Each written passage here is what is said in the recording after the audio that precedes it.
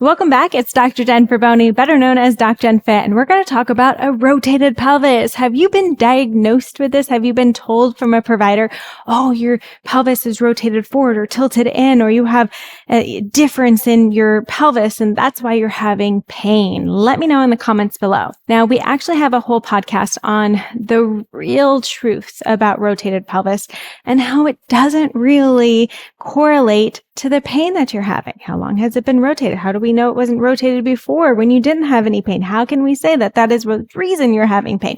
Please listen to that podcast and consider what it really means in a full picture. Now, if you are feeling a little unstable in your pelvis, because we have asymmetries throughout the body, that's going to happen.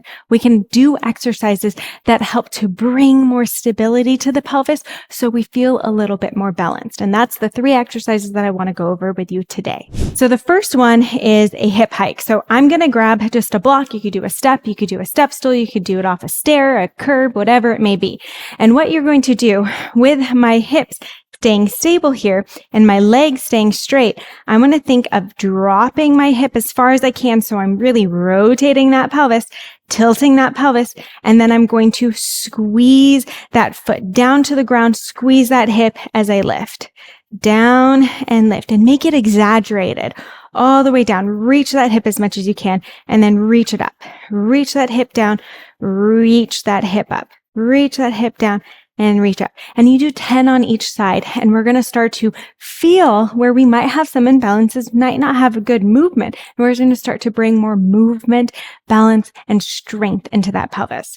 The next one is something that I don't see a lot of people doing very often. So we're going to do an adductor step down. So we're going to cross into our legs using our inner thighs as we rotate and tilt in that pelvis, and then use our glute to help power us back up. So what that's going to look like, I'm going to think of crossing my legs, squeezing my inner thighs, reaching that foot as much as I can, opening up this hip.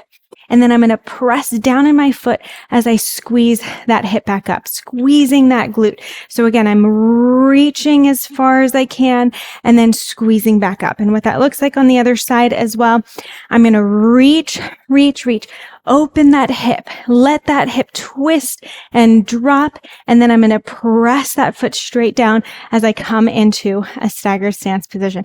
And then again, open, twist, and then press. Open, twist. This is a hard one. I'm making it look really easy, but when you're first getting started, it is tough to find that single leg stability and work on that hip strength. This is one of my favorite ones to do though.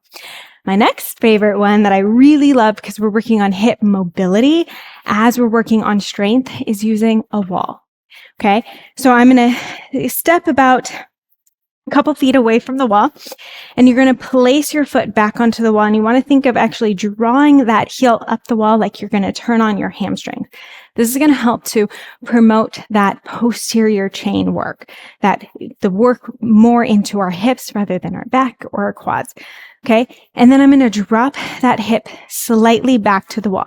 So I'm going to hinge and reach that booty back. Now I'm going to think of rotating. So I keep a slight bend in that bottom leg. Make sure it's not locked out. Keep a bend in that leg. And I'm going to reach toward the ground. As I reach, I want to think of opening this hip as much as possible. And then I'm going to push down into the floor, and I'm going to rotate my hip completely the other way. And then, whoops, trying not to move. Keep that foot locked into the wall. Reach down, open that hip. Press that heel down into the floor and rotate the opposite way. And if you do just 5 of these, you're going to feel your glute come on fire because we're working it. So again, on the other side, that's going to look like the foot back into the wall, squeeze and lift it. And I'm going to, with a bent leg, hip to the wall, I'm going to draw and twist into that hip, trying to open up that hip as much as possible, press that foot down and rotate completely into my hips. And then keep that stability. So I'm moving slow and I'm trying to move as much rotation in that pelvis as I can to improve that hip mobility and hip stability at the same time.